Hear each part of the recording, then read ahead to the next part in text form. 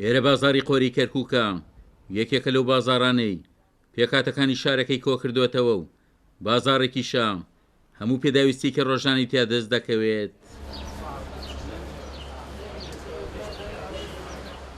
حاجی کەریم ماوەی زیاتر لە 50 ساڵ لەم بازارەدا کار دەکات. وەگەو دەڵێت ئەگەرچی کەرکووک خاوەنی چەندین بازارە، بەڵام بازاری قۆریە وەک چەقی بازارەکانی شارەکە دەردەکەوێت. بازار خۆریە بازارێک کۆنە و چەندها ساڵە ئێمە لێرە کورد و تورکمان و عەرەب پێکەوە ژین.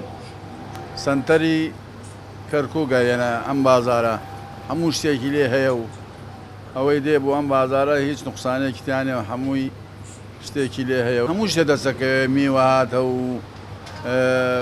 ماستە و پەنیرە و قەیماغە و عەتاریە و عەتاریە زۆری لێ و توبە العەشابی لێ و هەموو پێداویستێکی تیا هەیە.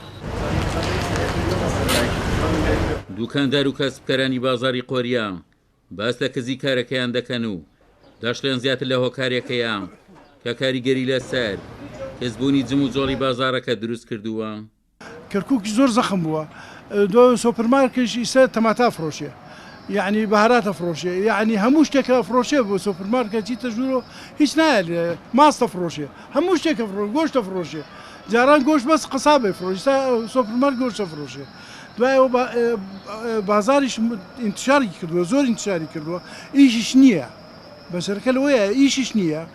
ئیش لە بەچی ئەبێتن کە کابرا بەتاڵە هیچی نییە، لە گیرفانی پارە نییە، بەچی بکڕێتن؟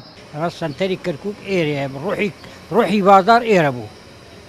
بازارە قەدیمە و بازارێک خۆشە و هەموو قەومیەکانی تایە لەخوا بەزیات بێ هەمووشی بێکەوە وەک براوان. بەستی ئیساگاوەتە ئەو بازارەکەی چۆ ئەوە بازار زۆر بووە، ئەسواقێک کەورکەرە و چێ داینەوەی فرۆشیە. بازاری هەمووی سێرەکەی هەلێرە و حتاوە ڕێزی کردووە، ئەمە ئەسواقی هەیە. ئەسواق دەبێ ئەمانە میوە هات فرۆشیە.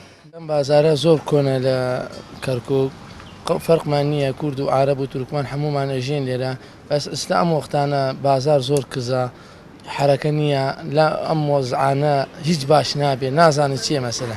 ئەو ماوەیە کە بازار زۆر کزە لە قۆریە، خۆیش قۆریە یعنی هەموو شتێ هەرزان و جوانی لێیە، هەموو شتێ لامان دێ، کورد و ئەدێ عەرەب دێ تورکمان دێ، فەرقمان نییە، لەم قۆریەیە هیچ فەرقمان نییە. یعنی ئەم منتقەیە کورد و عەرەب و تورکمانە زۆربەی، بەڵام خەڵکەکە لەخوا بەزیاد بێ پێکەوە ژیاون، هیچ موشکلەیەک نییە، هیچ کێشەیەک نییە. بۆ نمونە ئێواران مەسەلەن لێرە ئەدێنی دائەنشن، نازانی چیە کوردە، چی عەرەبە، چیە تورکمانە، زۆربەشی هەر سێ زمان قسە ئەکاتن. سەبارەت بە بازارەکە هەندێک کزە حەقیقەت، چونکە ئیشەکانێک بە یەک بەستراوە. ئەم وەزعە سیاسیە و ئەم تەوەترە اقتصادیە لە عێراق و نسبەی بەتاڵە هەمووی تەئسیرەکاتن. ئەدێنی استقرار نییە لە بازار، نسبەی بەتاڵە زۆرە. ئینشاءڵڵا ئەوانەش حەل لەبێتن، یعنی بەتەمانە.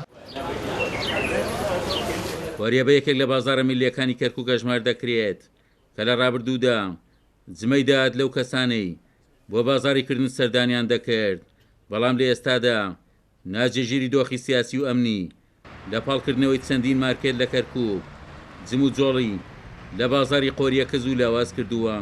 عومەر غەریب، کورسات نیوز، کەرکووک.